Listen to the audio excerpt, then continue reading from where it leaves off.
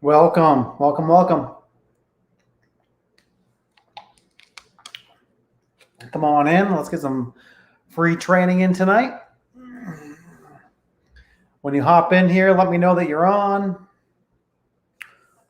Let me know your name. Let me know where you're from.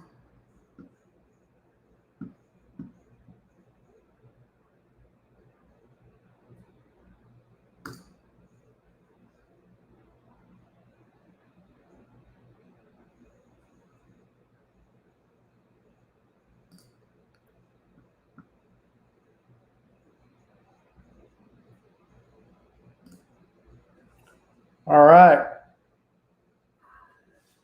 Hop on in here. Leave me some comments. Let me know where you're from, what's going on, what you're struggling with.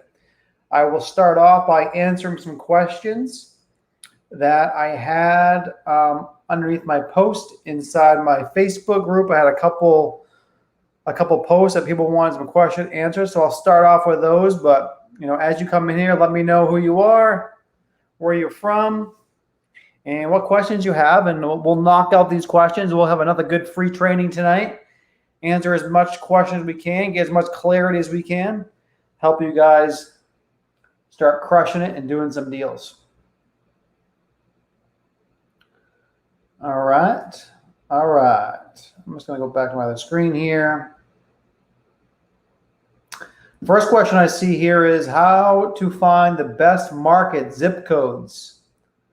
Well, I'm assuming on this question, it means that you're doing this virtually. Maybe it means you're doing it locally. Now, there is a trick on how to do this right inside ListSource. Now, it is pretty long to show you how to do that. Okay. In my new program, I do give out exact steps of how to pick exact markets, exact zip codes that will produce the most fruit. Okay. I do show that. But let me show you one thing that's a quick way that I can show you right now that won't take too long, because showing you that exact process, I think just that one section in my course was a half hour just showing a video on this one of the 8 steps of how I pick markets. It's lengthy. We don't have time to go through all that tonight, but I'll show you one quick thing right now. So what you can do is you go to estesdata.com. It's scrolling across the bottom of the screen here. My last name, data.com. And one way that we like to pick markets, that I like to pick markets, is by markets where they have a high number of cash sales. We want to pick markets where there are a lot of investors buying. Now, if we go to a market or a zip code, a county, a city, a zip code, whatever it may be, that has a lot of cash sales, that means that there's a lot of investors, a lot of investor activity, and you'll be able to sell your deals very, very quickly, and in some cases have multiple investors competing over them.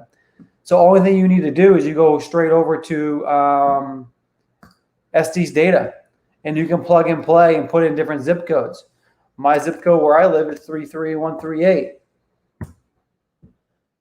And what I could do from here is I could do a couple things. I could look at just cash sales. How many cash sales are there? 2,100. And I can also go back. I go to ownership info. I go last sale date. I go back 1 year. Okay, I got 136 cash sales in this one zip code. Okay, maybe now I change this and I go 33139. Oh, 33139, right? A different zip code, which is on the beach. Why didn't that work? Okay, here we go. 33139, 872, right? So what I'm doing now is I'm just looking for cash sales, right? So that's an easy way to use zip codes to look at cash sales. And also on here is another tool that I like. Now these are all cash sales, but if you want to find out, markets also have a lot of flipped houses, which is really, really good. You simply go right here and you go to flippers. Boom. In the last year, there's been 48 properties flipped in this one zip code. Okay. Now you can do this by zip code. You can do it by city. You can do it by county, and look at cash sales and look at flippers. And that's a very easy way and a quick way to show you how to pick different markets.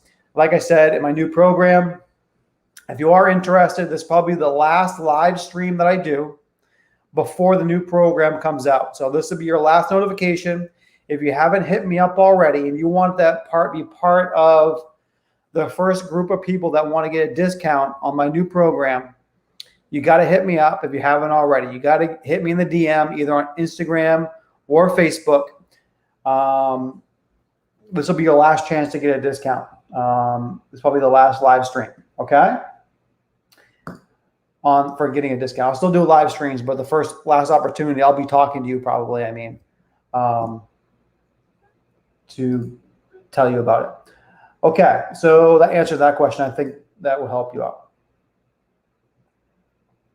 Cold calling, overcoming objections, building rapport. We can do that. Finding motivated sellers. There's a ton of motivated sellers right here. I pull all my data right from PropStream.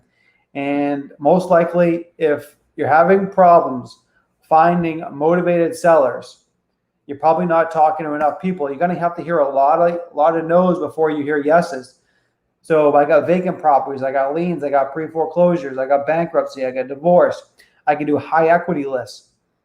So what it comes down to is you probably need to talk to more people, but I pull all my data right here in PropStream, okay? Another question about PropStream. Let's look at this one. Locking a deal properly using PropStream. I need to know what to click, choosing the correct comps, saving sellers in lists, and then being able to go back and look at more properties where I left off without having to start over. When selecting a house on PropStream, how do you know it's a good deal? Some of my issues. Okay, Katrina, yeah, you got to spend some more time in this program. There's a lot of videos. If you go to PropStream and you go right to here, let me make sure you can see my screen. You can see my screen. I believe it's right here. Help. Go to help. There's a video library of everything that you're going to need to know about how to use PropStream. Okay? And it shows you everything that PropStream offers and how to use this program properly. So there's hours and hours and hours of videos on here. So I'd recommend using this section if you're having problems of understanding how to use the program.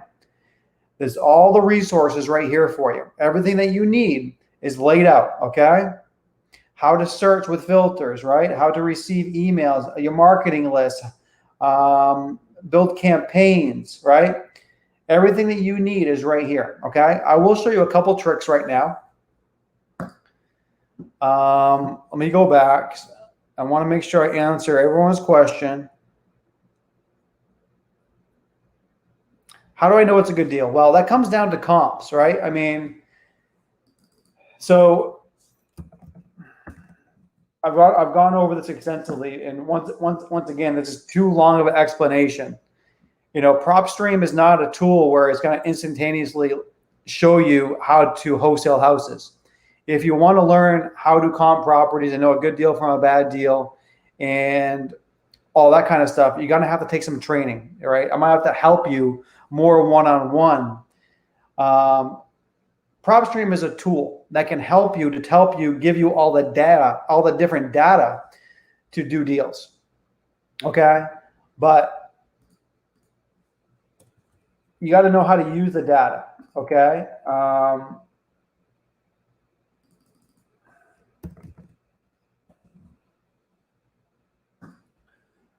So for this instance, for this example, I'm just going to say, if I'm looking, say my market's Miami, and I'm looking for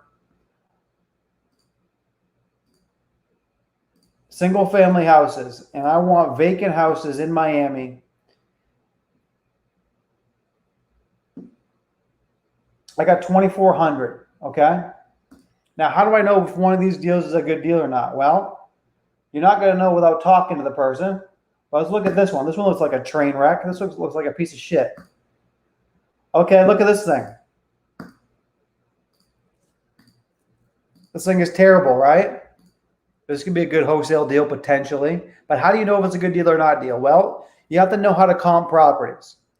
Okay, and that's a whole section. That's hours worth of training in my program showing you how to know a good deal from a bad deal. I'll try to show you here very quickly.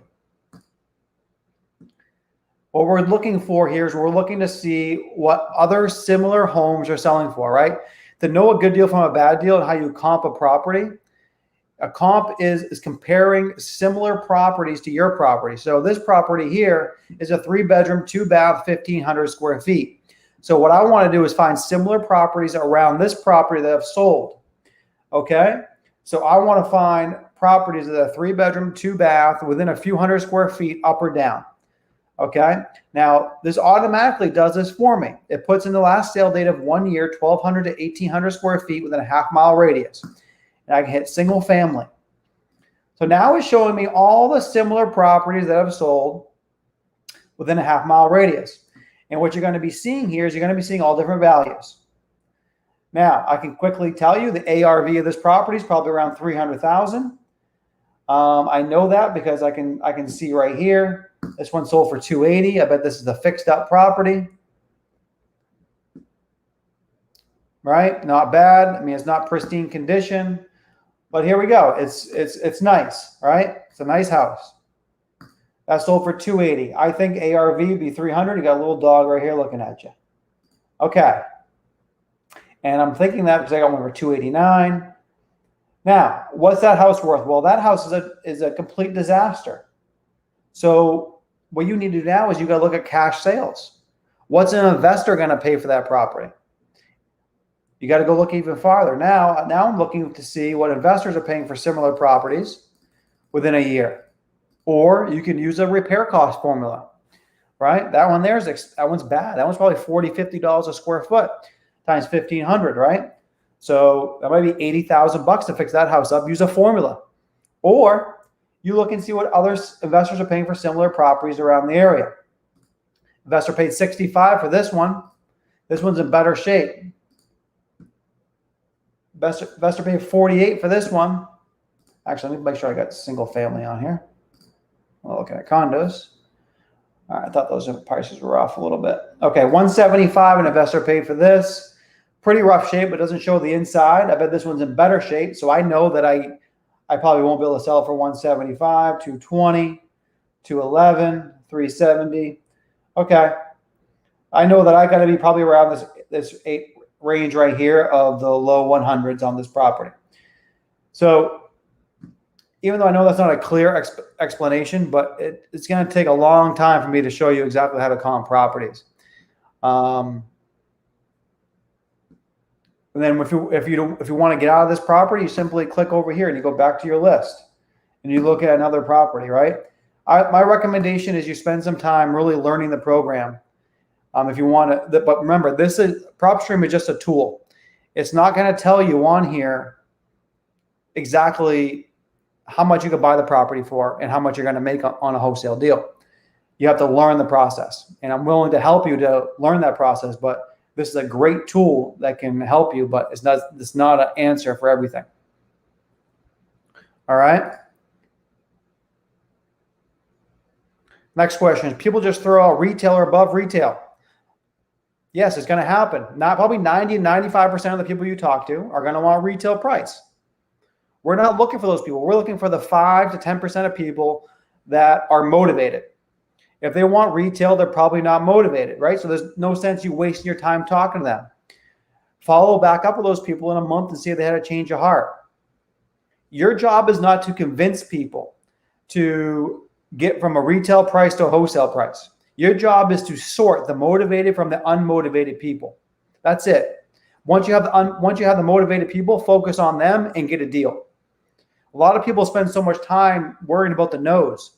This person wants retail. Everyone I talk to is walking to retail. Well, you probably only talk to 50 people, right? You should be talking to 5,000 people a week, and that's how you're going to get a deal. You got to sort the 90% of the people out, focus on the 10 that are motivated, and out of those 10, then you get your deal from them. Okay?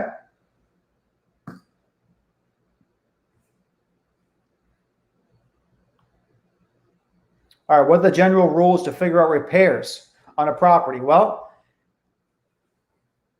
repair cost is one way of doing it. I like to use it in my program. I show people how to come up with the exact cost that you can pay right on PropStream, right? Now, it is an extensive training, but I do it by looking what investors are paying for similar properties in the area. You don't have to worry about repair costs. When I wholesale properties, I never figure repair costs. I don't care about repair costs. Only thing I care about is what investors are paying for similar properties in the area. That's all that I care about. In my business, I personally never do repair costs. We're probably going to do, I think we're probably going to get over 10 deals this week alone. And not one of them have we figured repair cost on, okay? But it's a good backup. I teach both ways in my program, so you know how to figure out what the repair costs if you want to. But a more accurate way is to see what investors are paying. And it makes it simple. I can come up with a price probably within 2 or 3 minutes of what I could pay for a house. Very, very simple. But a general rule of thumb for your question of repair costs, $15 a square foot for general cosmetic upgrades, $25 a square foot for cosmetic upgrades plus updating the kitchen and bathrooms, and $35 a square foot for pretty much redoing the entire house. Okay?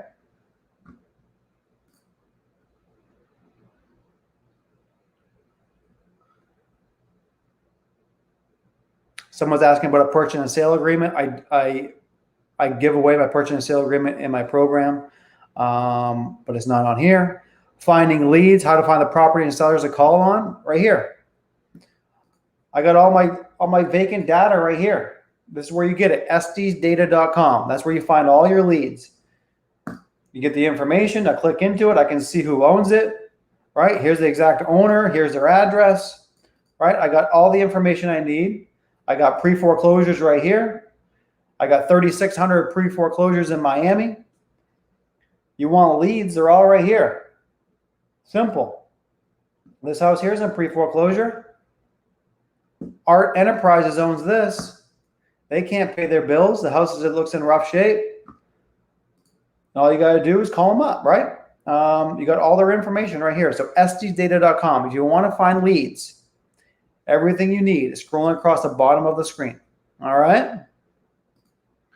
All right, let's get back into some of the questions that come in here on this live stream tonight. That's enough off my page. Let's have some fun tonight. Let's get some stuff going. Let me know how I can help. Let's open up some conversations about some important things to you guys. And let's kick it off here. Let's kick it off.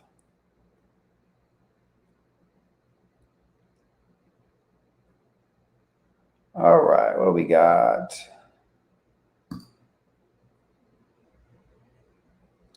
All right, can we do more comps? Sure, we can do more comps. What program? Estes Data. It's right here. It's scrolling across the bottom of the screen. Okay? estesdata.com. Yes, PropStream, Estes Data. With Estes, sign up with Estes Data, and you get a discount on PropStream, right? It's an affiliate link where you get discounts. Plus, when you sign up with me, I give you a video tutorial of how I use the program and how I comp properties and how I pull my lists. So that's a bonus for signing up with my link, is I give you a discount plus you get my way of doing it, which is super simple. Okay. And once you sign up and I see that you sign up, all you have to do is email me and I send you the video. It's like, I think it's like a 45-minute video that I go through the program and I show you how to use it. Okay.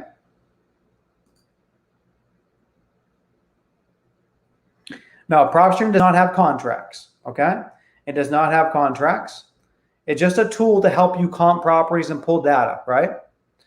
Okay. It does not have contracts in there. If you want contracts, I offer contracts in my program. I give you all my personal contracts that I've spent thousands of dollars on. But there are free contracts that are rolling around the internet. I think there's some inside my Facebook group that people put in there are welcome to use those. Okay. What's the best way to find pre-foreclosures? Right here. I'm on them.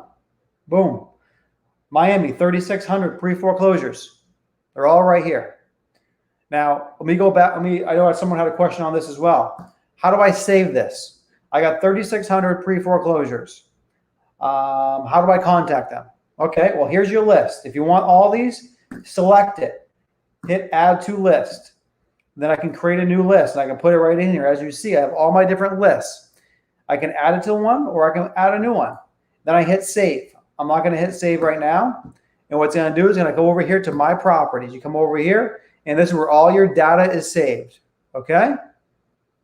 You can see I have 198,000 total, and I have all my lists right here. So I have a small list right here. This is an Androscoggin lien list. Okay? And see, I have all my different lists that I've saved. Different markets, different lists. I got liens, I got bankruptcies, I got pre-foreclosures, right? As you can see, what I'm showing you guys, what I'm doing to get all these deals every single month is exactly what I'm showing you. Okay? Simple. You save your list. You go over here, you select all, and then you hit export. And that's going to download this Excel file down to your computer. And then from there, you can upload this and get everyone's phone number, and you can call or text every single person. Super simple. Once again, if you have questions on this, there's all kinds of videos right inside PropStream to help you. Okay?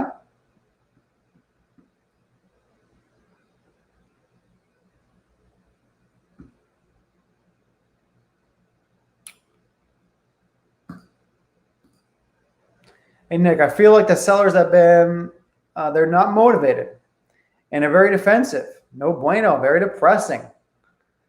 I'm sorry to hear that, but once again, it is a numbers game. 90% of the people you talk to are not going to be a wholesale deal. The 10% is what you look for. You got to have thick skin in this game. More people you talk to, the more deals you're going to do. Okay? Simple. I would like to hear kind of what your intro is, what you're saying to the people. Most people are not going to get too offensive if you have a nice, smooth opening. So make sure it comes off natural. Make sure you sound like the person next door. You're just looking to buy a house in the neighborhood.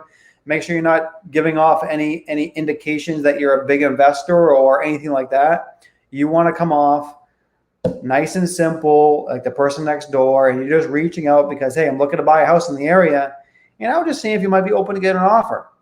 Now, most people, if you put it very simply, your tone of voice is nice, they're not going to get mad at you for asking that kind of question. Now, are they going to be motivated? I don't know. That's where you have to start filtering through the people. If they're not motivated, put them off, right? Focus on the motivated people. Sort, not convince, okay? But it does happen. It does happen. Not everyone's going to be motivated, okay? Alicia, I'm not sure what the question was. But this video will be saved inside the Facebook group and inside YouTube, so you can rewatch it. I do not give away assignment contracts, no.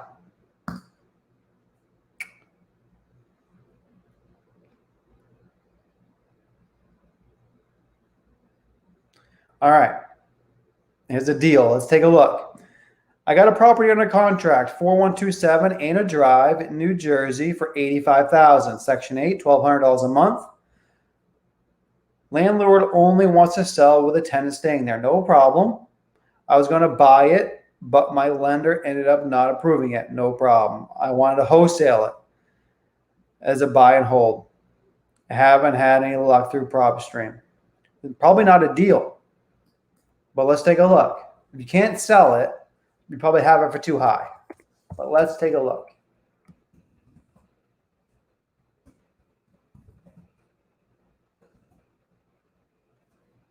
Here's the address. Simply click on it, and let's see. And yeah, selling properties with tenants inside is not a big deal. I would say probably half the properties we do are like that.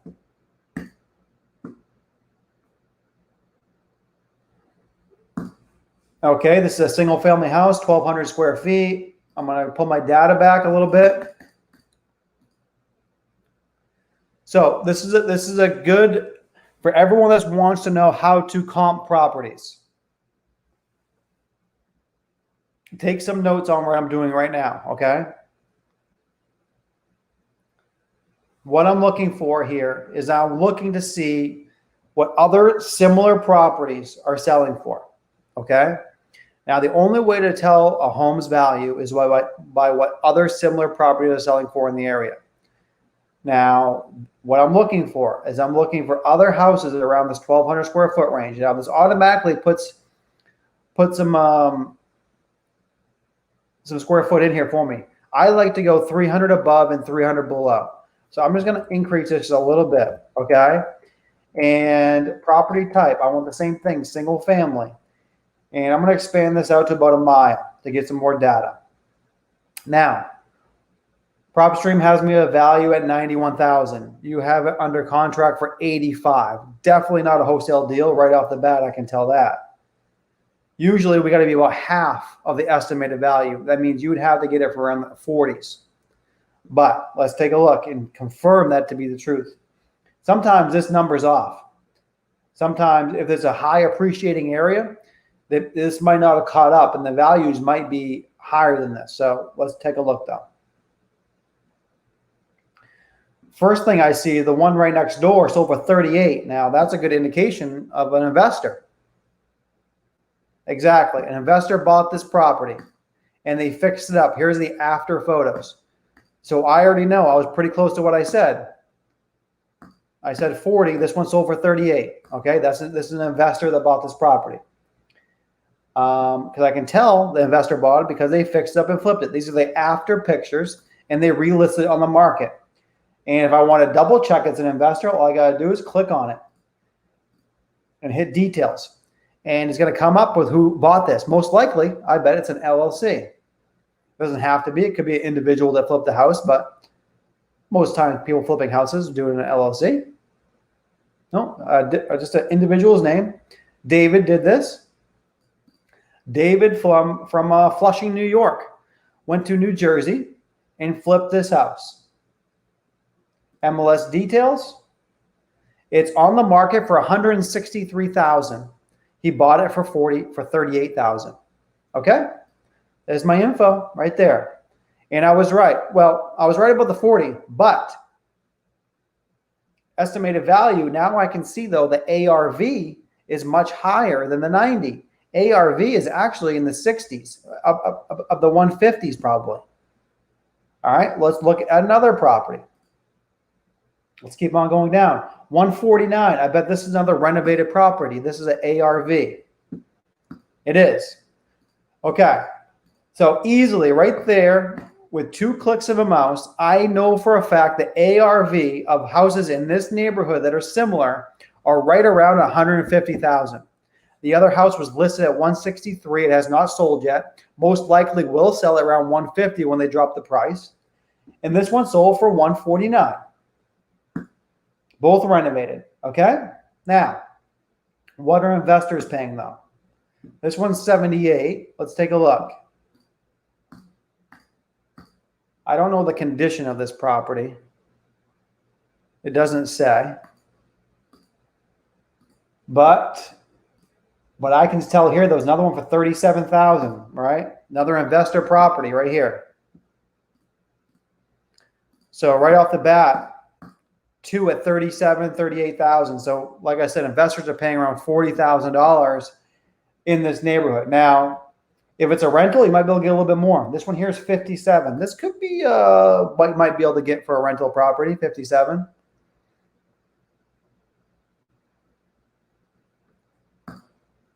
No, this was a flip too. Someone bought this for 57 and flipped it.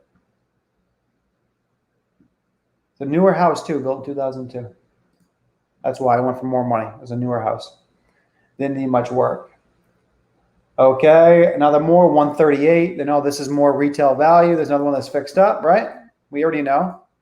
Halfway decent rehab. That's why they're not getting the 150. They're only at 138 because the rehab is half-assed.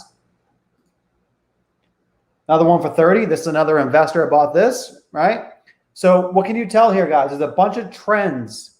Do you see the trends, how simple it is to see the trends of what people are buying for and what things are selling for? Fixed up houses are going for around 150, 140, 150, and investors are paying anywhere from 30 to 40,000 for them. And that makes sense. There's usually around a $100,000 gap, okay? Or about half the value. One of those two rules of thumb always works, okay? Usually an investor needs at least 100,000 to renovate a property and to flip. When I was flipping back in the day, 20 to 30 houses at a time, I always made sure the minimum that I wanted for a spread was between what I bought it for and what I thought I could sell it for was $100,000 different. That will give me enough room to normally fix up the property around 50,000 and closing costs, holding costs, and make, try to make at least 30, 40,000 bucks. Okay. So the $100,000 rule is not always accurate, but it's a good rule of thumb. Another one for 44,000, another investor bought that. So I think that your property, if it's rented out Section 8, is probably a little bit better shape. I think you can probably get in the 50s for it. So you'd have to pay no more than 40. Overpaid on that property, unfortunately. Just not a good deal. As you can see, there's all kinds of good deals in this neighborhood people are buying. Unfortunately, you paid too much. Paid too much. Okay. How do you find cash buyers? Right here, I just showed you. So I'm going to use the same example. Let's say that I get this property under contract now. Let's just say, for instance, that example, I was able to buy that property. I got under contract for 40,000. Now what? How the hell do I sell this thing? How do I find a buyer? Well, guess what? One click of a button, I got all the buyers I need. See how simple that was? Here's all my cash buyers within a 1 mile radius of my property. 52 of them. Okay, maybe I want to go 2 miles. Now I got 100 people within a 2 mile radius that have bought properties for cash. Now these are all investors, right? I can click into these, each one of these. This is an investor bought this property. Click the details. And what's it going to do? It's going to spit me back who bought this property. I'm guessing this time it might be an LLC if I'm lucky this time.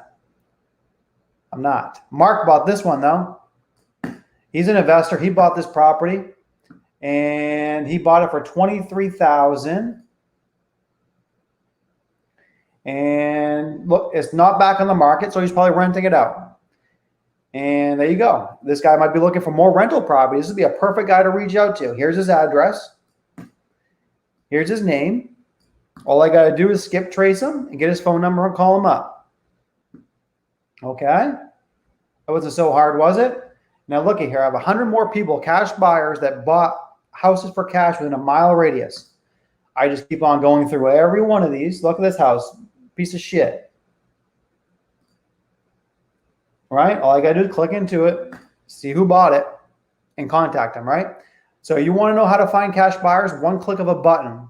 All the cash buyers, all the legit cash buyers, everyone that's actually bought a house for cash. Not investors that say they're investors, but they're not really investors. If they're not on this list, they're not a fucking investor because they haven't bought a house for cash.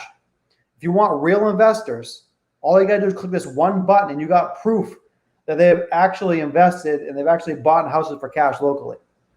If they're not on this list, they're full of shit. Okay?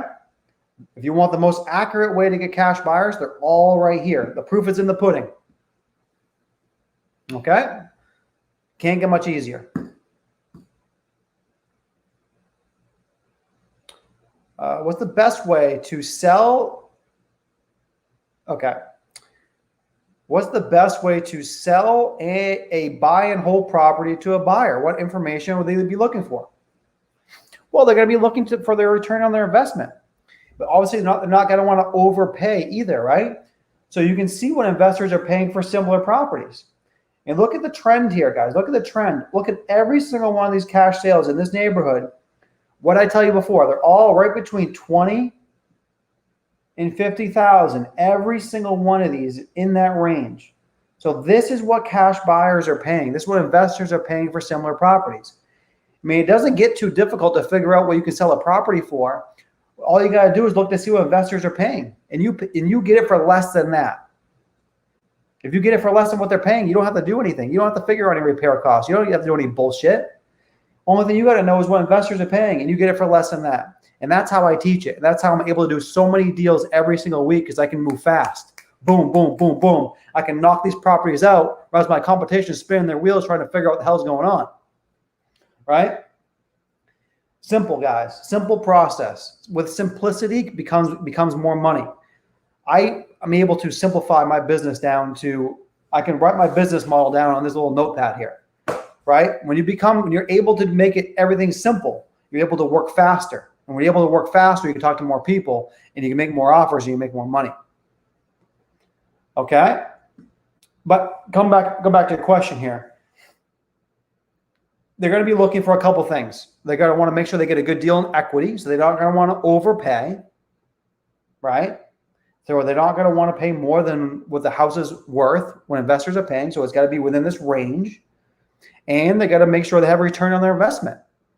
So let's say they are financing it, and their mortgage is $600 a month with PITI. That's with all their property, the tax, and the insurance. Well, what's the return on that? What's the cap rate in the area? So there's a lot of different ways of doing this. But essentially, it comes down to cash flow, and it comes down to appreciation.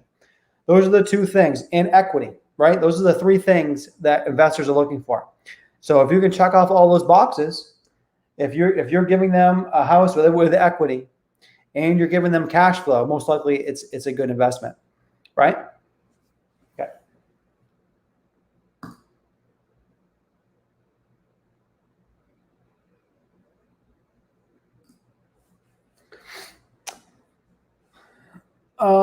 Yeah. Unfortunately, I think it's just a little bit too much for buy and hold, like the last question there. Unfortunately, even though it may seem decent on paper, really what you need to do is you got to look and see what investors are paying for similar properties. And even though it might be a good deal, it might seem like a good deal, like, there's money to be making cash flow.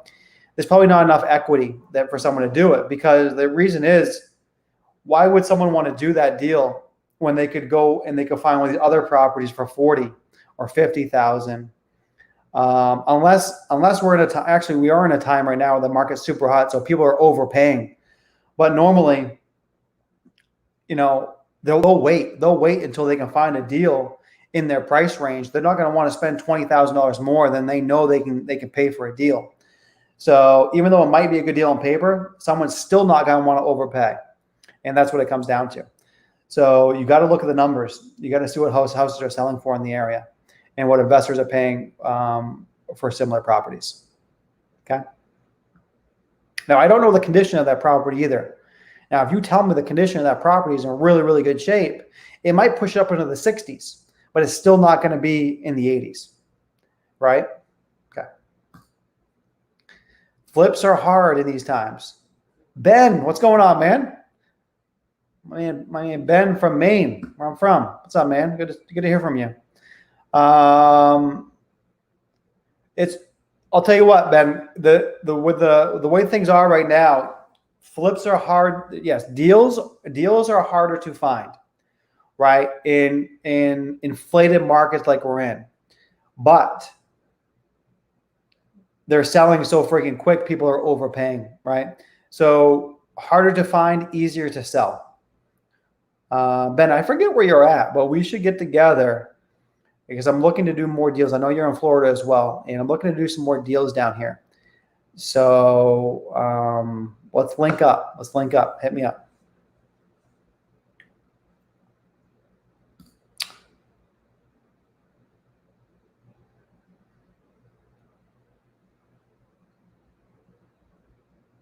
Alicia, no, I don't know what this means. Maybe on that particular property. No, I mean, you can make an offer on any house for whatever price.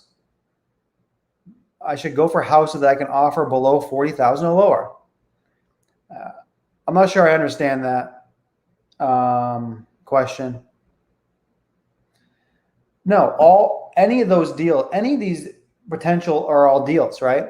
So it depends on where you're getting your list. If you're going up here and you're pulling pre-foreclosures, or you're pulling probates, or you're pulling any of these lien lists or vacant houses, you're going to come up with a list of all kinds of different properties. You want to make an offer on every single one of those. So if there's 1,000 people on that list, you make 1,000 offers. And guess what? One of those people might take your offer at 40,000. But you got to be talking to a lot of people making a lot of offers, right? Now I'm hoping, now it doesn't, now when I said 40,000, that's for that one house. It doesn't, I mean, it's totally different if different houses, different neighborhoods and all that kind of stuff. So make sure you understand that. It's not 40,000 across the board. Okay. All right. I got this property under contract. Pittsburgh. How much is the ARV? I used to do a lot of stuff in Pittsburgh. Pittsburgh is a tough market. Oh crap, what the hell did I just do? Hold on a second here, guys.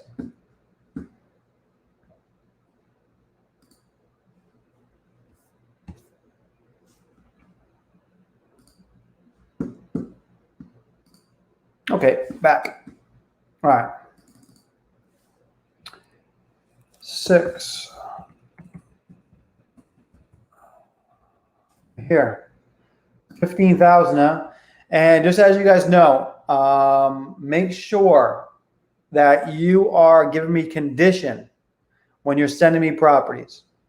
Okay, I can't really give MAOs without knowing the condition. I can give you ARVs, but I can't give you MAOs. Boss, I'm going to give you a word of warning from someone who's wholesaled a lot of houses in Pittsburgh. Most of these houses are not worth anything. And when I say they're not worth anything, I mean they're not worth anything. You can't pay someone. You can't pay someone to take these houses, some of them, okay? And there will be markets like this across the country where essentially it costs more money to fix up the house than what it would be worth when it's completed.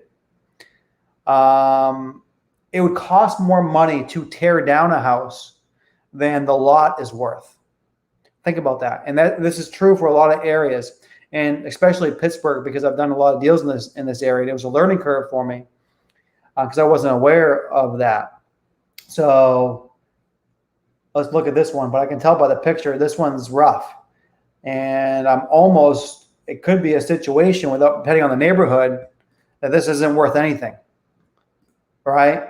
I've had houses under contract in Pittsburgh for zero. A lot of properties they'll give to you for nothing in Pittsburgh because the cost to fix them up is more than what they're worth. Because fixed up houses maybe they only go for 30, 40,000. It's going to cost you 50 to fix it up, right? So the numbers just don't work. So let's take a look at this one though. I don't want to discourage you. It was on the market for 24,000. All right, I'm going to tell you right now that this is not a deal. I can tell already without even looking at any comps. I can tell this simply because it was on the market for over a year at 25,000, and it did not sell. There was no one that was willing to pay $25,000 for this property. And it was on the market for a year. Probably every single investor in Pittsburgh saw this deal because it was on the MLS. Now, you have it under contract for 15 and you're going to try and sell it for 25 to make 10,000. So you already know that you can't get 25 for it because no one bought this thing for an entire year. So there's no way for you to get 25, right? So unfortunately, my man, I don't think this is a deal. I'll look at the numbers for you though. But at first glance, that should be your first indication right there. If something's listed on the market, guys, that's why I don't fuck around with houses listed on the market, because you have everyone else competed over them. And if something was on the market and it failed, you see this failed right here, it means it was listed and it did not sell for whatever reason. 99% of the time, it's because it was listed too high. So you know that you're never going to be able to get even close to this number. So if I see a listing that was listed for $100,000 as an example, I'm not going to pay more than $50,000 for that thing because I know an investor is not going to pay anywhere close to 100. Because most likely, this person, they've gotten offers lower.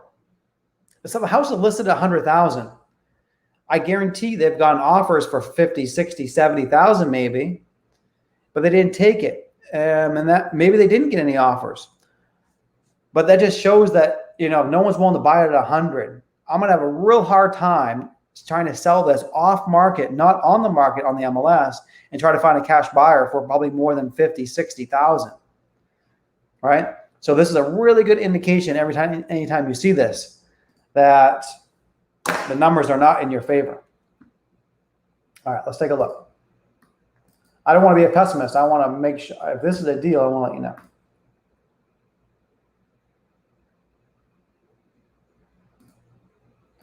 All right, this is a single family, right? Yep, single family, 1,500 square feet. All right, let's take a look. I got 50 houses that sold. Actually, comps in the area are pretty good. Could be wrong here.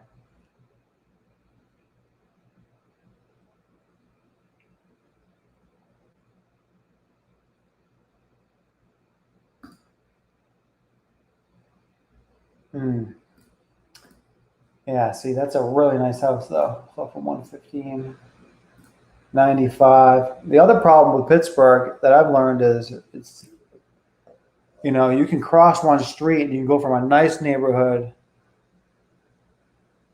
to not a so good neighborhood.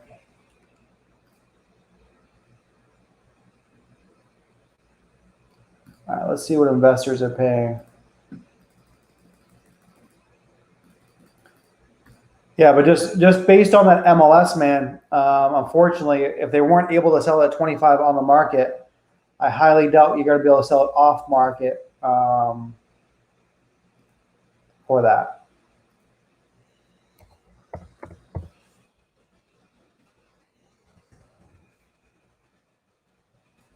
Hopefully that makes sense to you.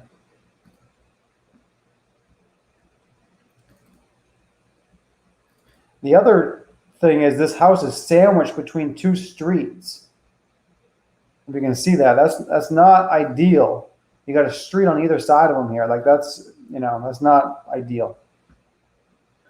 This one sold for 30. Let's take a look at this one. It's not terrible. I mean, it's not great condition. Sold for 30. I think yours is probably worse condition. Honestly, man, I think I would try to get this thing. If it didn't sell at 25, I would honestly try to get it for like under $1,000 and try to maybe sell it for like 5,000 and see if you can make a few grand. But that's really, I think, all you got on this property is to try to do that, renegotiate it down, because there's no way you're going to be able to get 25. Try to sell it for under 10 and make a few $1,000 if you can. All right. But to answer your question, I mean, I'm not positive on the ARV, but I can see that. I mean, there are houses right around here. This one sold for 129. But look, a lot of these houses, this is a nice brick house. Like it's just a different type of house. That one sold for 95. I mean, you got some other ones here, 215. I mean, this is a big price. But same thing, I think this is a different caliber house. I mean, if you were to maybe do the rehab on this, maybe you can make something out of it. But to wholesale it, I don't know if it's a deal. And I'd have to get some more information on this neighborhood, but I would think you'd be able to get in the low hundreds for it. Okay? All right, let's keep it going. Hey, Nick, can you get a seller's list from Estes data? Yeah. So that's what we're looking at here. Okay? That's what we're looking at. These sellers lists are motivated sellers lists. Once again, we'll keep on using Pittsburgh as an example. Let's say my market's Pittsburgh. Okay. good market, a lot of distressed properties, just got to be careful. And I wanted to figure out who am I going to contact.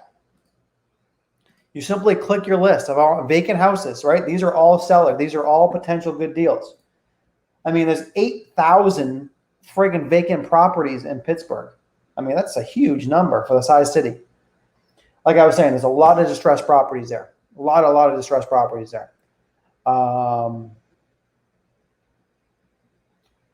But so these are all potential deals. Now, what I would like to do is I like to put, you can go through different filters here, right? Make sure okay, maybe I only want to look for single family now, and I want not on the market, and maybe I want them to have at least 50% equity. All right, so I'm getting it for half the value. All right, there's 4,500 vacant properties in Pittsburgh. That's a great list to hit. Okay, or maybe I want to hit pre-foreclosures in Pittsburgh. 704 of those. All you do is select the list, hit add to list. It'll go over here into my properties. Then you can download that list and you can contact them all. Okay, super simple. If you want data, you want people to talk to, there's no easier way to do it.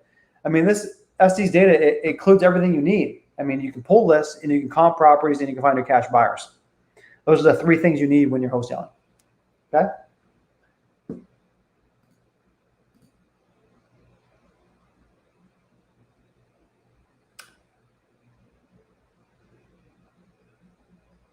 Yeah, boss, I think I answered that. Yeah, check your numbers, my man. Check your numbers.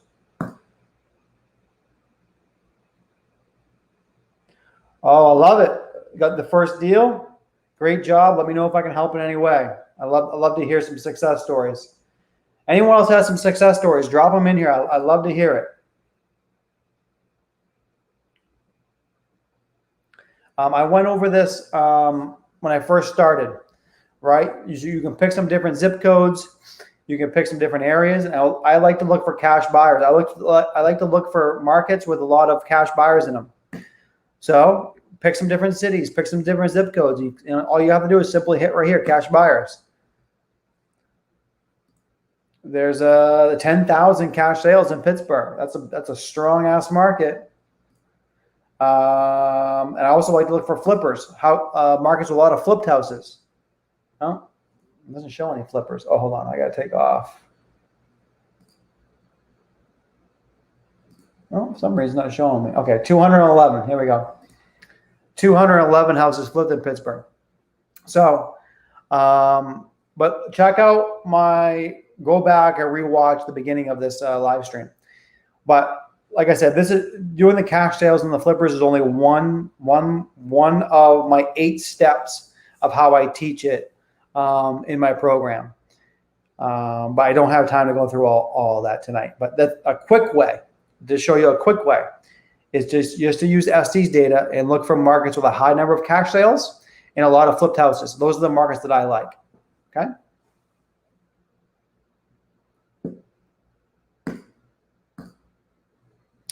How often does PropStream update its data? Well, it gets it right from the county. So it all depends on the list. And as soon as the county updates it, it gets updated into PropStream. So it depends on the list, depends on what it is. Liens are only usually updated twice a year, I think. Pre-foreclosures are usually weekly. So it all depends on the list and in your area. And from Tampa, hit them up. How do we pay taxes once we receive a check from a deal? Same way you would pay taxes on anything.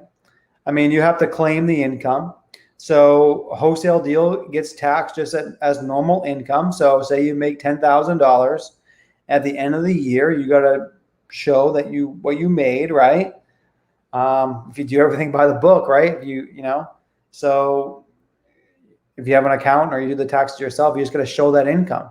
And then it just gets taxed by your normal tax bracket. Okay, very simple.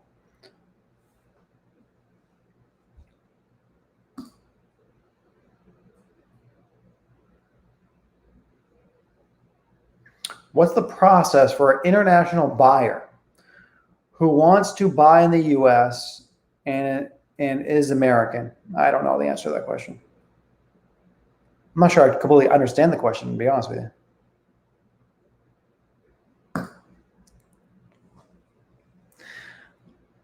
Okay. When a seller has a property taxes held in escrow with a mortgage, yes, and the taxes aren't due until January 2021, okay, when will they get the escrow amount back, or will they be given at closing?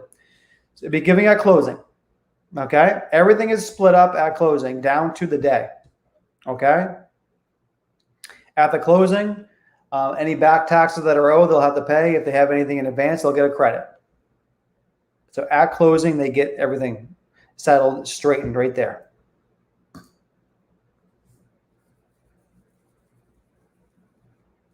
I love it. All right. Good. Let's get some more questions in here. Let's get some more questions, and let's see if we can help out some people. If you want me to put some addresses in, if you want me to do some comps for you, some MAOs, anything like that. There was another question of some rebuttals. So what I'm going to do is I want to go over some rebuttals. There was a question on that. I'm just going to make a quick text here. 1 second. Got an offer on one of my properties. I got to text my guy so we can call him and get the contract signed. Since I'm on this live.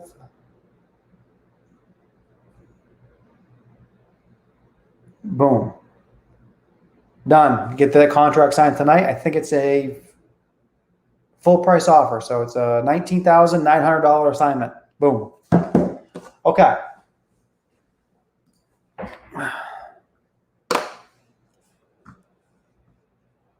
Rebuttals. If you got any more questions, poke them in. But I want to go over some. I know there's a lot of questions on calling, right?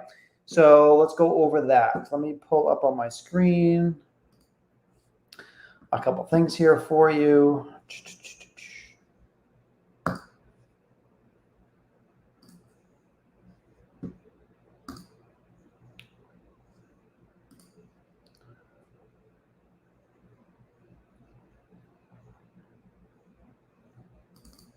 Okay.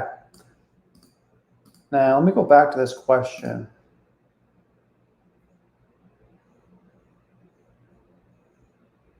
Cold calling, overcoming objections, and building rapport. Okay. We'll start with cold calling. Cold calling, guys, does not need to be hard. It's actually very, very simple to do. Okay. Now, when you're cold calling, once again, you want to come off as natural as possible. All right. You want to come off like the person next door, like you're just interested in buying a house for your family. You're just reaching out because you want to see, hey, would you be open to getting an offer on your property? I love it. I love your property and I'd love to own that. Would you be open to selling it? Right? So basic script. Let's go over it. What's a basic script? Opener. The first line could be critical, and the first line is critical. When you call somebody, automatically assume that you have the right person on the phone. You know, I see a lot of people going wrong right off the bat, that they start off on the wrong foot and before they even get into the script of asking if they want to sell their house, and they're shooting themselves in the foot. So what you want to do is you want to assume you have the right person. Don't ask for the person. You ask for the person. What is that automatically? When you answer your phone and someone says, yes, is Nick Estes there? Who's this? What the fuck do you want? Why are you calling me? Right? I mean, that's what I say. Or I just tell him, no, he's not here. I fucking lie to him. What do you want? I don't know you. Right? So if you're coming off like that and asking for the person, you're done. Right? So what do? When you pull all your data off Estes data, you have the person's name. So just say it's Joe. Just go, hey, Joe. Hey, this is Nick. And you go right into it. And I talk in mannerisms matter a lot too. Your tonality of how you sound on the phone, how you come across is super, super important as well. So you got to be upbeat and you got to be personable, right? If you're down the dumps, like, hey, Joe, this is Nick. No one wants to talk to you. You got to come off like you know the person, like you guys been buddies, you've been pals, you've known this person your entire life. Hey, Joe, this is Nick. What's going on? That's exactly how I sound when I make cold calls. If you want to hear me make calls, go back to one of my earlier lives. I think it might be the second or third one that I did. And I spent 2 hours just making phone calls, and you can hear my opening. And it's always the same. It's upbeat, it's personal, and I'm calling the person by the name. Hey, Joe, what's going on? This is Nick. And then I go right into the script. And then automatically in the back of their mind, they're like, Nick, I must know this person. He sounds like he knows me. Okay, I'm going to listen to what this guy has to say. It must be important. He knows me. All right? Just that one little tip could make you more money. Okay? Just that one little tip. Keep in mind, guys, this is what I'm showing here is the tip of the iceberg of what I show in my new program. So if you are interested, if you want to learn, you want to fast track your results, I'm telling you right now, you're going to want to take me up on this offer. And I'm giving it away at a very big discount for the first 25 people. So if you haven't slid in my DM, and if you haven't said, Nick, I want to do one of the first 25, you're going to wish that you did. Okay. So make sure you do that, because I'm going to give the opportunity to 25 people. After that, it's going to be regular price. Okay. All right, so let's go back to the script. There you go. You know the opening now. Hey, Joe, what's going on? This is Nick. Yeah, I'm actually reaching out at your property over there on Main Street. I'm looking to buy another house in the area, and I just wanted to see if you might be open to get an offer on that. You don't say anything. Tonality, right? And I'm going direct to the point. I'm saying his name. I'm saying it's me. Hey, Joe, what's going on? This is Nick. Yeah, I'm just reaching about that property over there on Main Street. I love the property. I'm looking to buy a house in the neighborhood. Would you be open to getting an offer on that? Would you be open to selling that property? Do you see how I sound coming across? And I sound very friendly. I sound matter of fact, and I sound like I know this guy.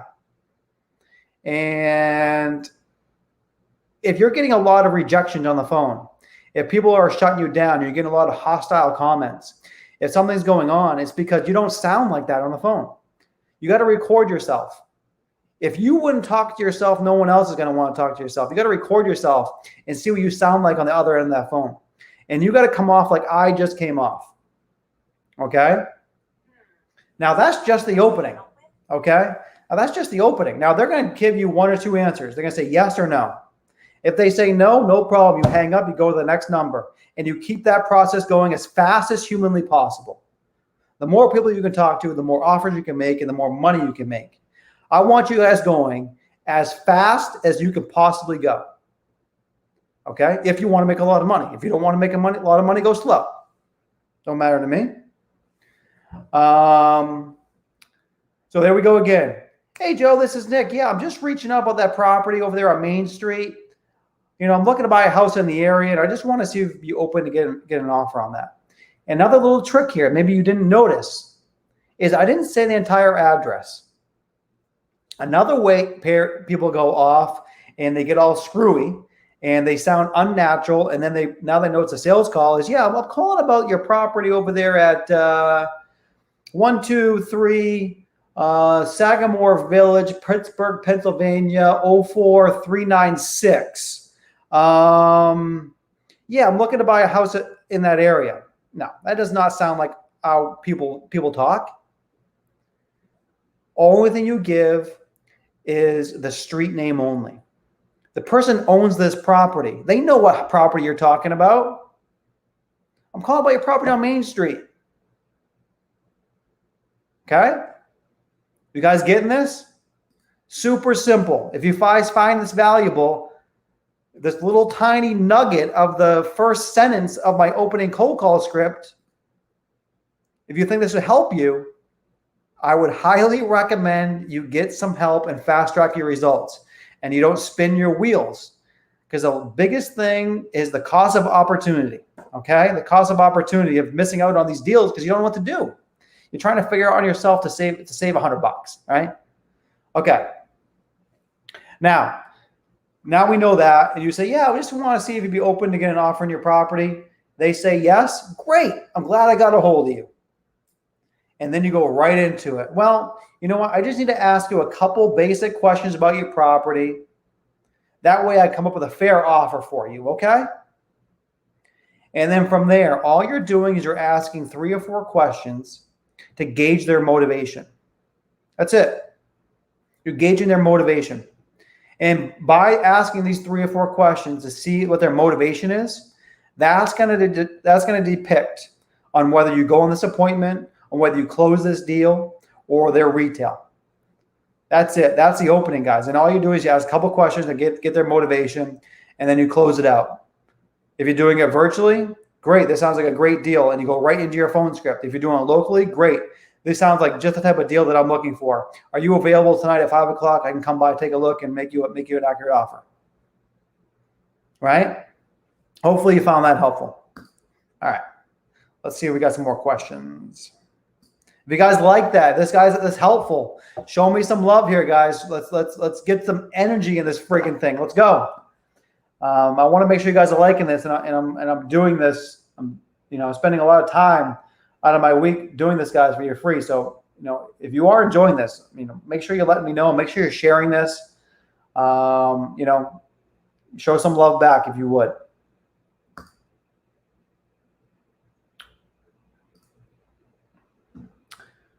Will you do a comp on this one? I surely will.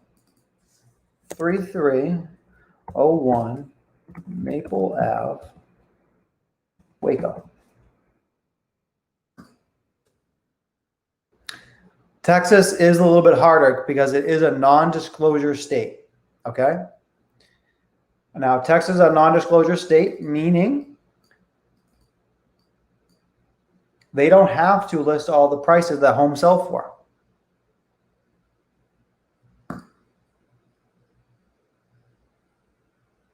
That's why you're not going to see much for comps. This is a big old house, 3,400 square feet.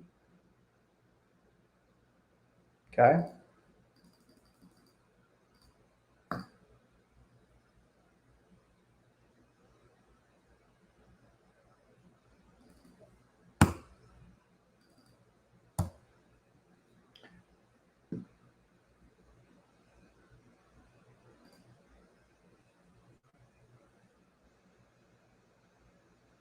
All right, this is a fixed up property.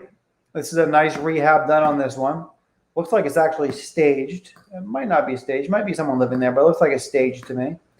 Looks like this is a flip house. This was 2,200 square feet, and it sold for $285. And this one's a lot bigger. This is right next door, so that's a good comp.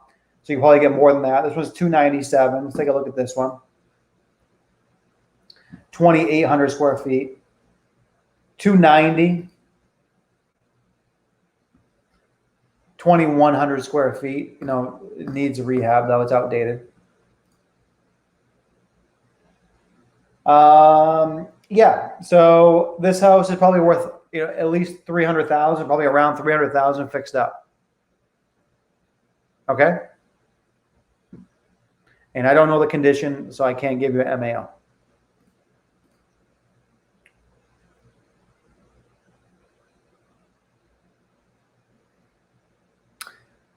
When you flip a house, will you get your profit once the property gets sold? No, when you're wholesaling, you get your profit as soon as your buyer buys the property, not when they sell it. I'm not sure which your question was, but as soon as your buyer buys the property, you get paid. Usually most buyers will buy within 1 to 2 weeks after you give them the deal. So it happens very quickly, okay?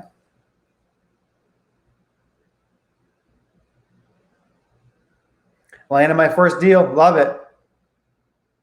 When contacting sellers, do you like calling, text blasting, emailing? When contacting sellers, I like texting or cold calling. Emailing, no. People don't check their emails anymore.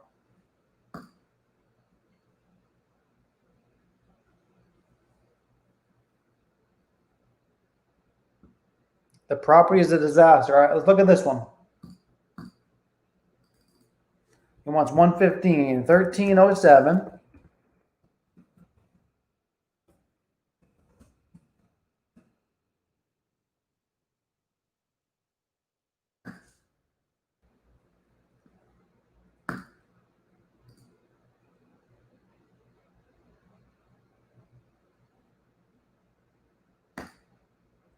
It's got a lien on it, right? It says right here there's liens on the property. So this is a small house, only 840 square feet.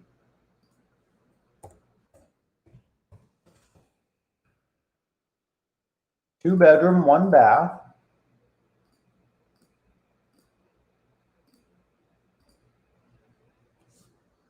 A lot of comps in the area though. A lot of activity. That's good. Now, when you say it's a disaster, I don't know what that means exactly, but I'm assuming it's in worse condition than this one. This one sold for $89,000. So what's that tell you? If it's in worse condition, you're not going to be able to sell it for 89. So 115, way high, right? All right, let's keep on looking though. This one sold for 70,000. Maybe that's closer to the condition. I don't know. This one sold for 75. That looks like a disaster. So that might be what you'd be able to get it for. That one sold for 70. That one sold for 75. You got some other ones here at 90, but these are better condition, right? Yeah, see, these are better condition. Outdated. I mean, this is a shitty house, but it's livable. So the ones that are, I would think that are in terrible condition are selling in the 70s. So that means that I would not want to spend, my MAO on that property would be 60,000. See how simple that was and how quick that was and how fast I can make offers? 60,000 bucks. You can sell it probably 70, 75 and make $10,000, $15,000. That's it. Simple. Nothing to it. All right.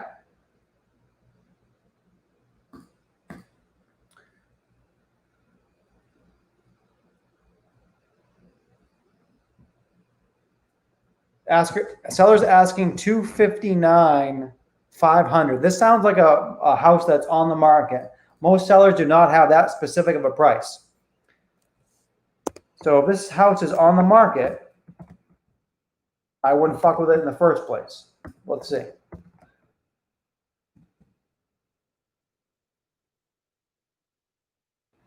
You didn't give me the state, but I'm assuming it's this one. I'm assuming it's this Atlanta one. Oh, I don't know if this is it or not.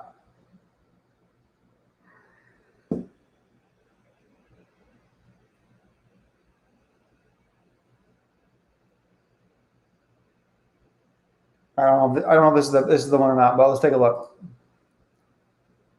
All right, it's outdated, livable but outdated, right? It hasn't been updated in 40 years, but it's clean. They kept it in good shape.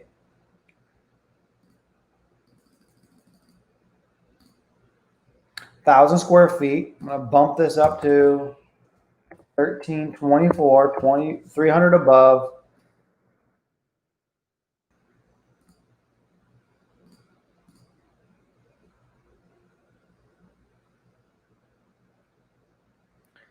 I'm assuming this is it. Let's take a look. I don't see if we put anything down here. All right, looks like this is it. Yeah, Atlanta. Okay.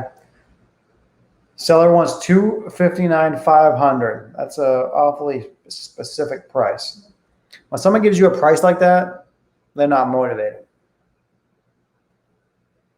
I'm not sure where you found this property, but let's take a look. They want retail. I mean,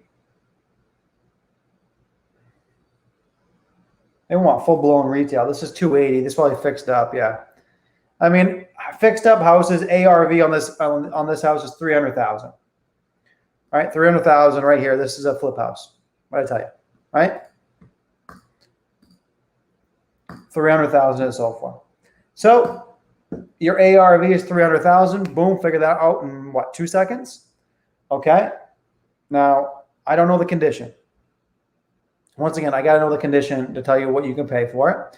But I can tell you what investors are paying in the area. and then you can make your decision on where you need to be.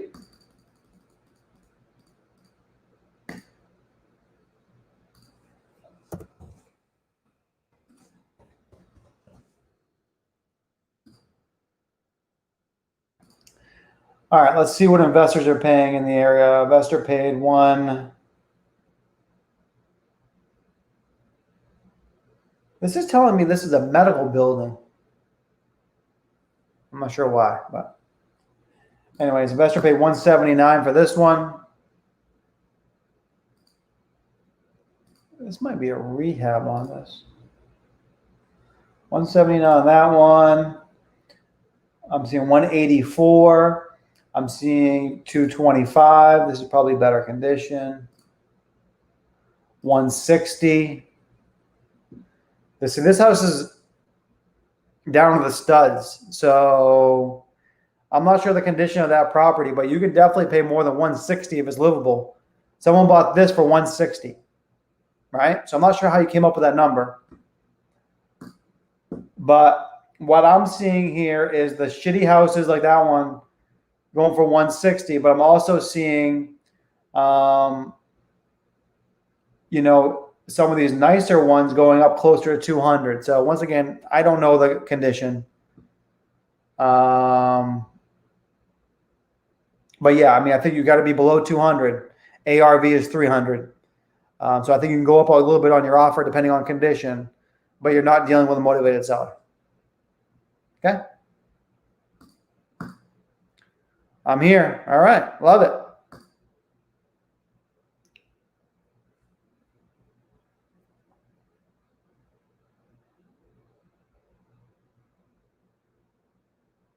Hey, boss, not enough information. Seller owes 4,500. Walk away 4,000. Doesn't that, honestly, that's irrelevant.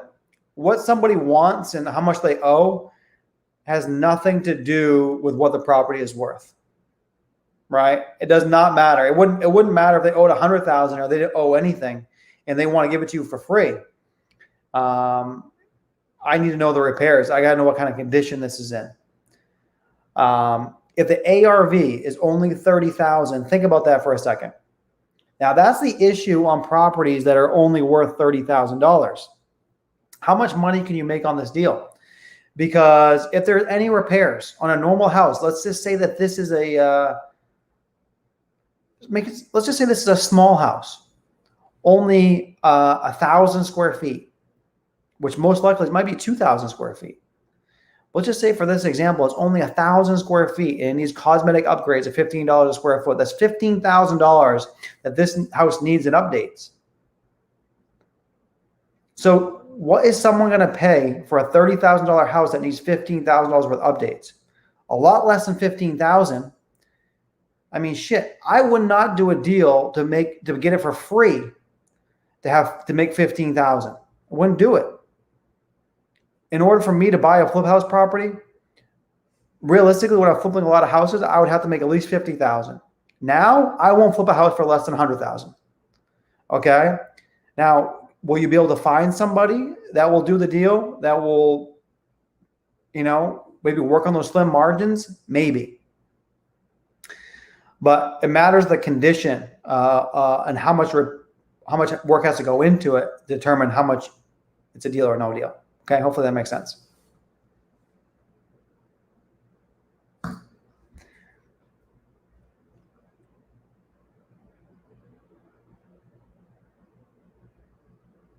All right, another one.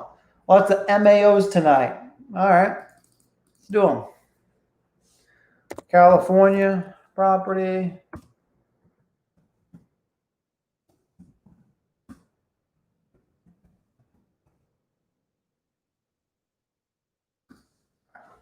Just gotta check my text on this assignment, guys. One quick second.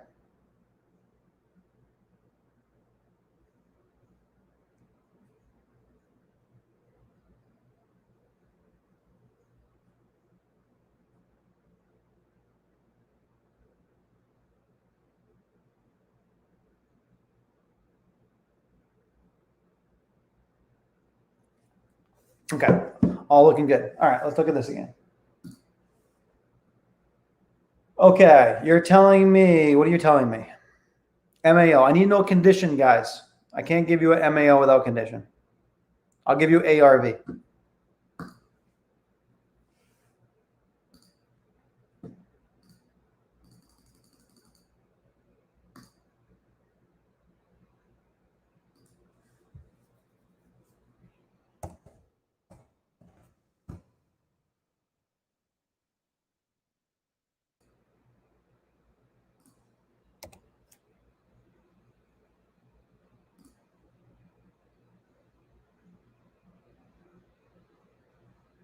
You say this is a rural. There's not many comps. I got 73 comps within 1 mile, my man.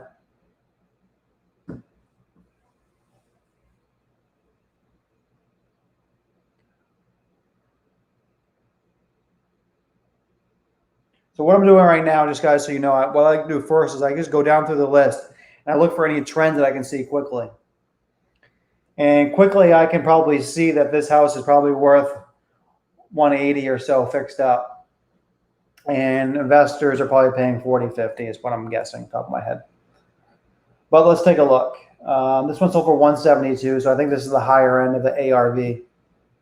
Yeah, it's been fixed up. Not a great renovation, but it's clean. I think ARV is higher than that. That was 170. It's probably closer to 180, 190. Here's one for 160. Probably just a basic house as well. Yeah, not very nice, but decent house. And let's see here. Here's one at 189. This one's probably nice. It's got new stainless appliances and stuff, but there aren't any major nice flips going on around here. So you're in the upper 100s, maybe 200,000 for an ARV. Okay. And let's see, this one here sold for 72. Once again, I don't know the condition, but if it's anything like this, I'm going to say that, for an example, your property is in this kind of condition right here, outdated, probably need a little bit of work to be livable. Maybe someone can move in. Investors are paying around 72,000 for similar houses. Easily, I can tell that I would not want to pay any more than 60. Okay. Pretty simple. There's one for 46. This thing's probably a train wreck. It doesn't show any type of pictures, but all right, 200 MAO. I'm sorry, 200 ARV, 60 MAO based on that kind of condition. If it's better condition, you might be able to get 70, 80 for it. Don't know the condition.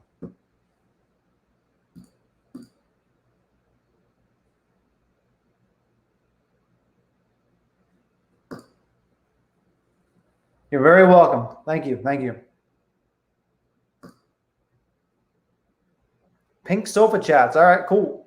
I'll look for that DM.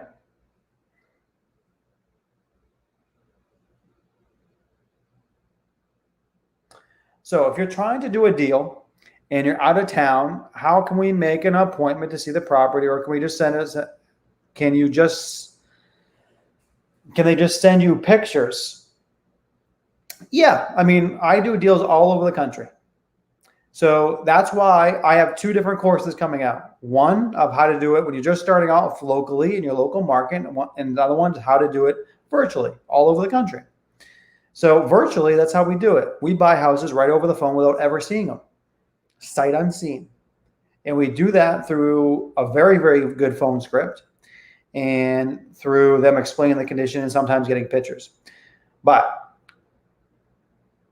the phone script is more important than even the pictures. Okay. I'd rather have a rock solid phone script of how to close a virtual deal over the phone than get pictures of a property. I'd rather have them just tell me the condition. Because without a phone script, without knowing what to say in the flow of the conversation, the chance of you doing virtual deals is slim to none. So just keep that in mind. Okay. Hey, Joe. But yes, answer your question. Yes, pictures are fine, but you got to know what you're doing. If this is your first deal, I don't know why this happens all the time. Everyone's like, my first deal, I'm going virtual. Okay. It's going to be a longer learning curve. That's why I have 2 courses. One when you're just starting off, how to do it locally, how to get your feet wet, how to figure out this business. Another one, how to expand and start doing it in other areas. Try not to put the cart before the horse, but up to you.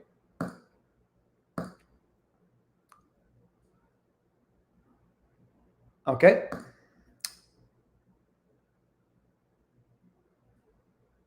When we put a property under contract, how do we market that contract legally? Well, very easily. You see all these cash buyers? I'm hitting up all these cash buyers and I'm calling them. I said, hey, I got this off-market deal over here on Party Ave. I'm selling it at a deep discount. Are you still looking for deals? When one of the investors raises their hand and says yes, you get an offer from them and you sign an assignment contract. That's it. I mean, there's nothing illegal about assigning a contract.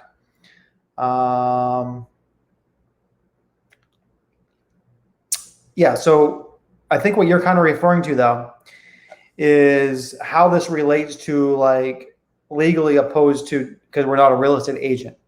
And that is correct, because we have interest in the property. We have the property under contract. We didn't make an agreement to sell the property for the homeowner. We made an agreement to buy the property. And once we have the legal interest in that property, we can do anything we want with it. Right? I can market that property any way that I want. Okay? I didn't sign an agreement to sell the house for him. I signed an agreement to buy the house.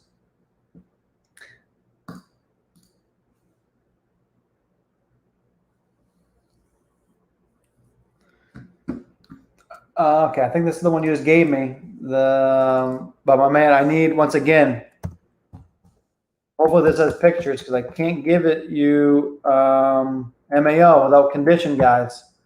Keep on trying to tell you.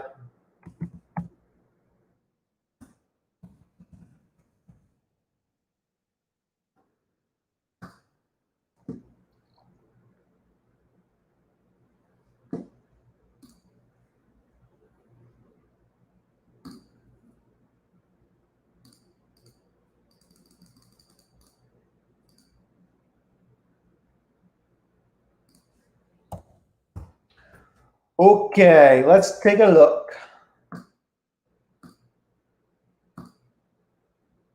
Yeah, but I have no pictures. I have no condition.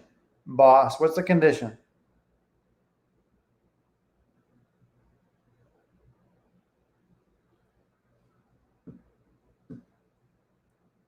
This person wants 8,500. 4,500 plus 4,000. 8,500 is you're telling me they want. Well, this house just sold for 10. Let's take a look. Is it so much of this condition? Is it worse than this condition? If it's worse than this condition, then 8,500 will not work. If it's better than this condition, maybe you get 12, 13,000, then maybe yes, maybe you can get it for 85, and maybe you can make a couple grand. Okay, but look, like I said before, these properties outside of Pittsburgh, they're sold for $500. This one sold for 1,000. Right? So I got to know condition, my man, on what's going on with this. This one sold for 11. Same thing, same condition as the other one. So depending on the condition, if it's worse condition, it's not a deal. If it's better condition, you might have a small deal. Okay? Boom, boom, boom.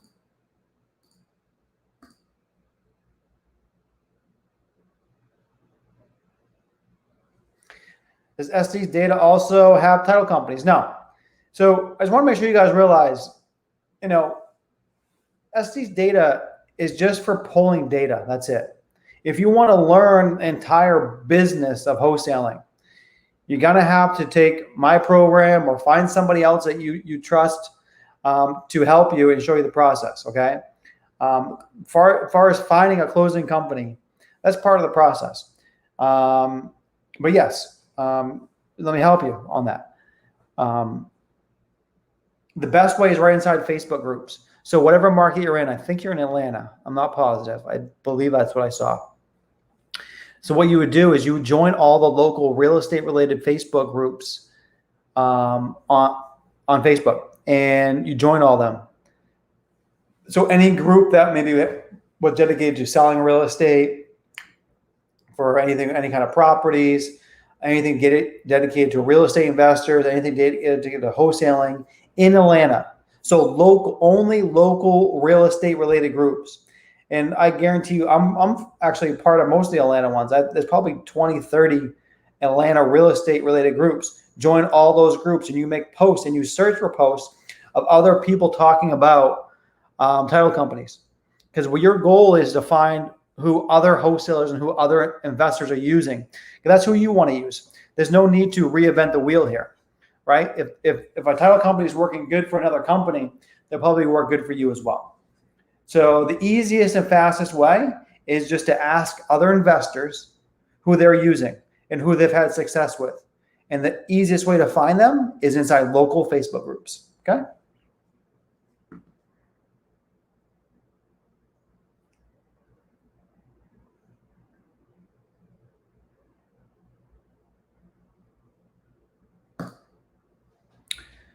How many local deals for a beginner should I do before a virtual? Well, when I said that, guys, you can do whatever you want. I mean, with the way that I teach it, or the way, if you're brand new, I will help you do deals virtually. If that is your goal, right? A lot of people have big goals. Like, you know what? No, fuck this. I'm going to go big right out of the gate. If that's what you want to do, that's fine.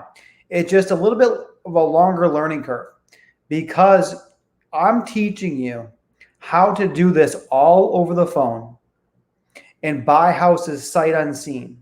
As you can imagine, it would be easier starting when you can actually go walk a property, you can meet with a seller if you're not familiar with real estate. Now, maybe you're very familiar with real estate and you bought a lot of properties in your day. Maybe you're a realtor, maybe you're a contractor, and you have a lot of experience with houses. If that's the case, then maybe going virtual right out of the gate is not a big deal because you understand houses, dynamic, and you can look at pictures and you can kind of see what's going on. But if you don't know anything about houses and you've never even dabbled in real estate before, trying to buy a house sight unseen is a little bit of a longer learning curve than going on an appointment with a seller and actually be able to look and feel and touch and look at different houses and what they're selling for and what's going on and the condition and all that type of stuff. Now, the way that I teach it, coming up with your MAO virtual, like I just showed you, I can show you how to do any house. But as you can imagine, it's just a little bit longer learning curve. And you only have to do one or two and then go virtual if you want. Or, you can go virtual right out of the gate. I just want to make a warning that, if you don't know anything, if you're completely new, it might be easier to start locally. If I were to start all over, I would probably go virtual out of the gate because that's the way that I am, right? I want it all. I'm not settling to do my hometown. Shit, I'm going big. But I would know going into that it'd be a little bit of a bigger learning curve, obviously, if I want to go do something virtually opposed to my own market. So that's a personal preference of, where you're at in your life and how much experience and know-how you have, okay? I think it's a self-judgment of where you are and where you want to go, okay? You have to ask yourself that personally. John, what's your criteria of doing assignment versus double close? I assign everything. Like I said, we're doing 30, 40 deals a month right now. There might be maybe one out of every. I do a couple of double closes a year, but no. These people that tell you that you need to double close anything over 10,000, that's just stupid. Almost all my assignments are over 10,000. Only thing the difference is you got to set clear expectations with your buyer, and you have to know how to work with your closing company. The problem is people don't know what the hell they're doing, and they're giving advice. And the way that I do it, my buyers, my sellers never see how much I'm making. If you do it right and you know what you're doing, you know the process, right? The way that I teach it, your seller will never see how much you're making. Never. They'll never see it. I don't think one of my sellers have ever seen how much money I've made on any of the deals because I know the process of how to do it. So what's that come down to? So what's the risk? Well, why would I want to double close? Why would I want to put up my own money or borrow money and have to pay two sides of closing costs, which is usually a couple $1,000s. Plus, if you're borrowing money, it's another couple thousand. So you usually got $4,000 or $5,000 just to double close something.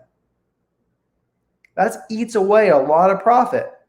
Okay, so why would I want to do that when if I have just systems and processes to eliminate all the risk and I could just make all the money by assigning it? So the people that are saying to double close anything over 10,000, they probably don't know what the fuck they're doing. Okay, only time I double close something is if it's like a super sketchy deal, right? There's someone that I don't trust, like it's just like really weird, which is very rare. Okay, we assign big assignments, 20, 30, 40, $50,000 deals, because we set clear expectations with our buyers. They don't count our money. They know that we're in business to make money, just like they're in business to make money, and they know that we're wholesaling the property. It should be no surprise to them that we're going to make a profit. Only thing I care about is that my seller does not see it, and they never will in my process. Okay.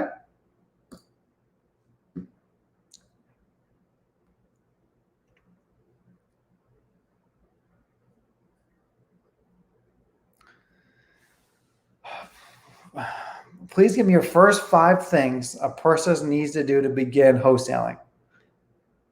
First 5 steps. Also, what is the software you're using and where can I get it? Scrolling across the bottom of the screen, Estes data. I mean, I would say first thing you got to do is I would watch every single one of my YouTube videos. Anyone that has a question in here about a lot of stuff that I go over, I got hours and hours. Just like I give away free content in here, I have hours and hours of content on my YouTube channel. Watch every single one of my videos. I mean, you can put the pieces together by watching them and figure out how to do a deal. Okay. I would definitely, number 2, I would get the software. If you want to speed up your learning curve, if you want to do deals, if you're serious about it, you need this software. It's scrolling across the bottom, estesdata.com. All right. I mean, next thing I would do is pull lists. Third thing I would do is I would start making phone calls. 5th thing I would do, if you want to really expedite your learning curve, is I would get someone to help you that knows what you're doing, knows what they're doing, right? And I see this all the time. People, how do I get going? How do I start? All right, let me spend 2 years trying to figure out how to do this, opposed to I could just hire someone to help me and get it done in 2 weeks, and start making money instantly and not have to go through the struggle and pain and losing out on deals for 2 years. And in those 2 years, they could have made $200,000, but they'd rather not spend a couple $100 to have someone help them. Doesn't make sense. I don't get it. Anyways, watch my YouTube videos, get Estes data, pull a list, start making calls, and hire someone to help you. And that will speed up your learning curve. And if you do those 5 things, you could probably start getting a deal faster than probably anyone else on this live stream if you actually take action and you get someone to show you how to start doing deals fast. If you want to do deals fast, mimic someone else who's doing deals fast. Estes data is scrolling across the bottom of the screen. You get a 7-day free trial, and it's $97 a month. Okay, best way to look up an LLC contact, opencorporates.com. Opencorporates.com. You can look up LLCs and see who owns them, okay?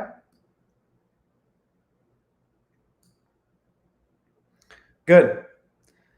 All right, so I've been on for hour 40 minutes. I'll stay on for 5 more minutes because I got a bunch more work I got to do tonight still. And then, so any more questions, last minute questions, let's get them in now. Let's knock out some questions. Hopefully you guys enjoy this tonight. A lot of info. I thought I'd throw out a lot of shit at you. And hopefully you guys can feel my passion. Hopefully you guys can feel my passion for this. And I want you guys to get this. And I want you guys to get results quickly. And I want you guys to stop wasting time. It's all the only thing we have in this world is fucking time. And I hate to see people waste it. So let's get some fast results, okay? And I'm hoping hopefully my passion can rub off on you, and you can take that same passion and that same force, and you can go out there and start doing deals immediately. Okay? That's what I want for you.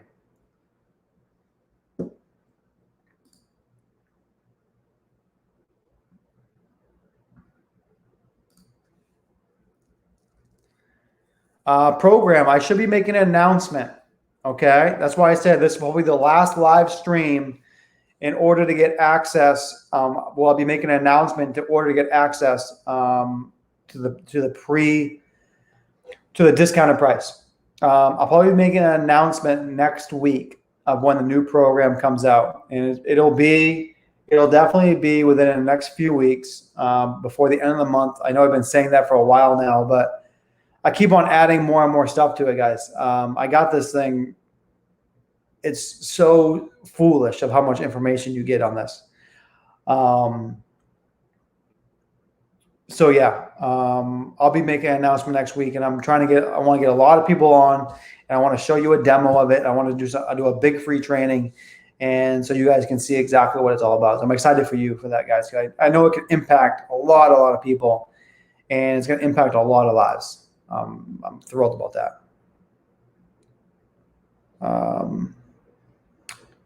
Right now we're doing 30 to 40 deals.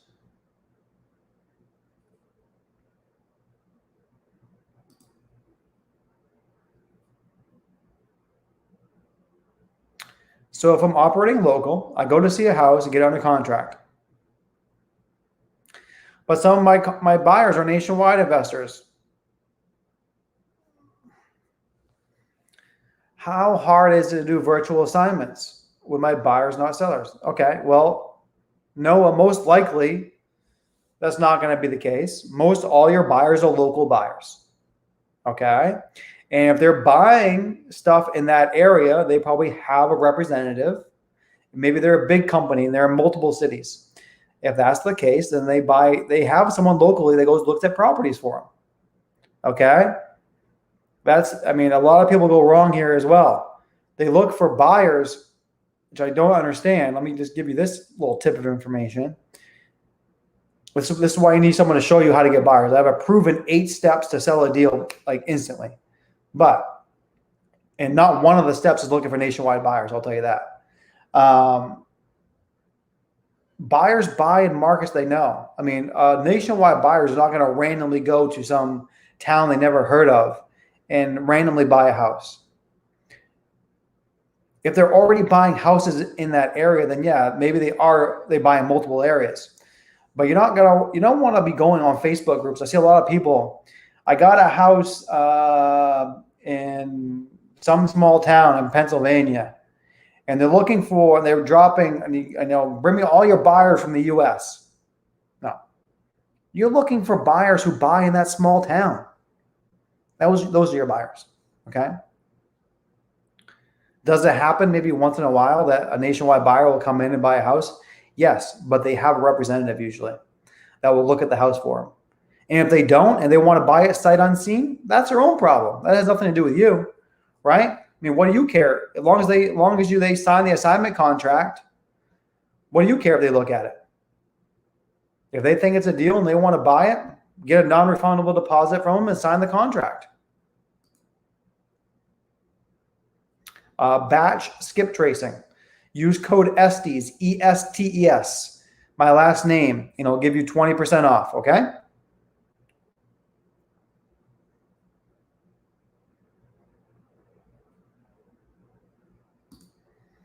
What are some ways I can find someone to help me?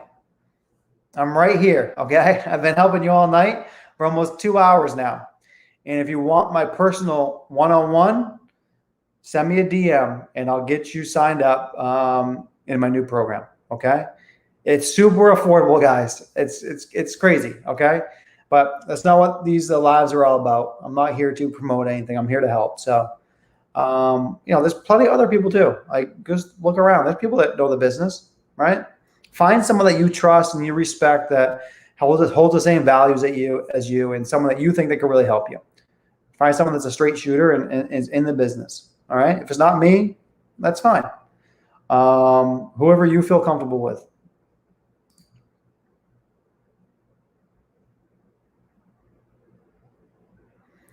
As a one-person operation, how long would it take me to load my leads into a dialer on my own? 1 minute, maybe. I mean, it's a one-person job. It's a one-person job. You download your full spreadsheet onto your computer, then you upload it into the Skip Trace program with a one click of a button. Okay, go to batchleads.com or batchskiptracing.com. Use code Estes. It'll give you a discount, and literally, it's a matter of a click of a button, and they're all uploaded. Okay. All right, guys. I appreciate you guys. Show some love. Share this if you would. I enjoyed tonight, and I'll be back next week. If you have any questions throughout the week, post them in the group. Hit me up in the DM if you have any questions, need anything. You guys know I'm here to help. I'm here to help as much as I can. I try to help more than anybody else. I'm trying to give you my time so you know that I'm here and I'll do anything for you. All right, guys. I will see you next week.